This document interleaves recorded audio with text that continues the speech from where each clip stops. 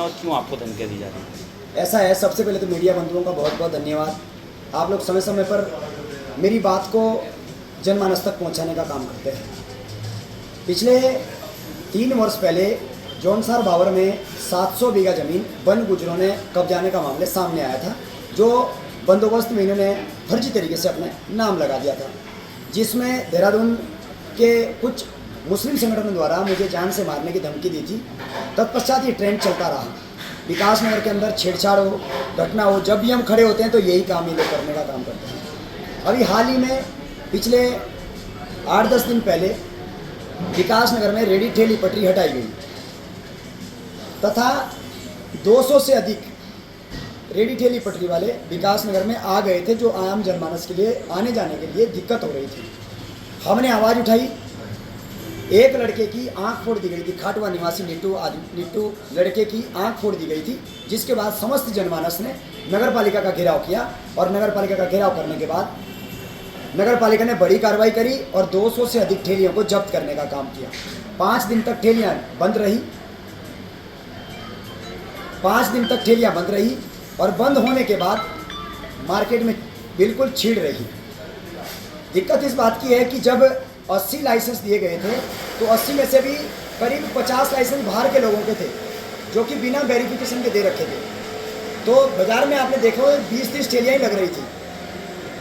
अब उसके बाद जब ठेलियाँ लगी तो हम लोगों ने जिलाधिकारी देहरादून को एक ज्ञापन दिया कि प्रेम नगर से लेके हरपटपुर और धर्मवाला क्षेत्र में तथा हरपटपुर से कालसी तक अतिक्रमण हटाया जाए तथा यहाँ से ये अवैध ठेलियाँ हटी जाए।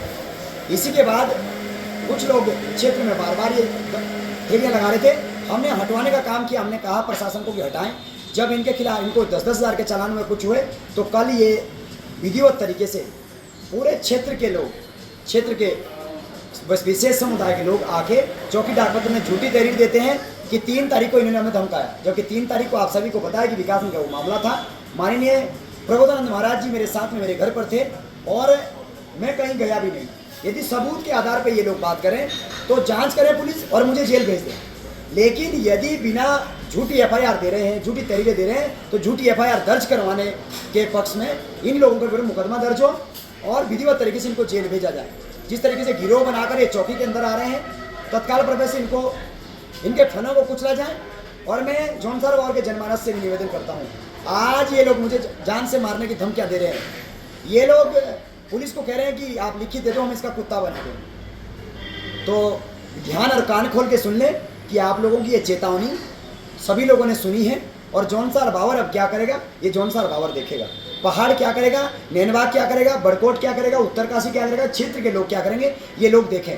मैं आप सभी को बता दूं, आप 2 रुपये के लालच के चक्कर में आने वाले समय में अपने क्षेत्र को जिहाद की आग में धकेल रहे हैं।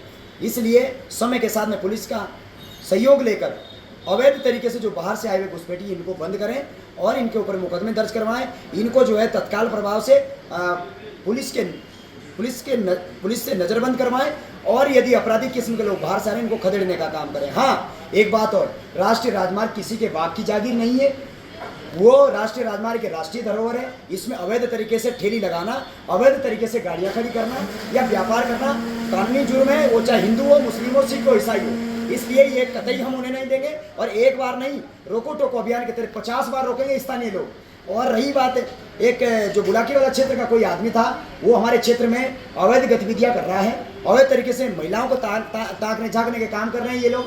तो हो सकता है कि नशा तस्करी भी कर रहे हैं, इसलिए हम क्षेत्र में नहीं आने देंगे। यदि पुलिस वेरिफिकेशन करे, पुलिस चौकी क्षेत्र का मामला है, बुलाकी वाला क्षेत्र का नहीं है, इसलिए जिस चौकी क्षेत्र में आता है उसमें वेरिफिकेशन कराएं और विधिवत तरीके से। यदि कानूनी रूप से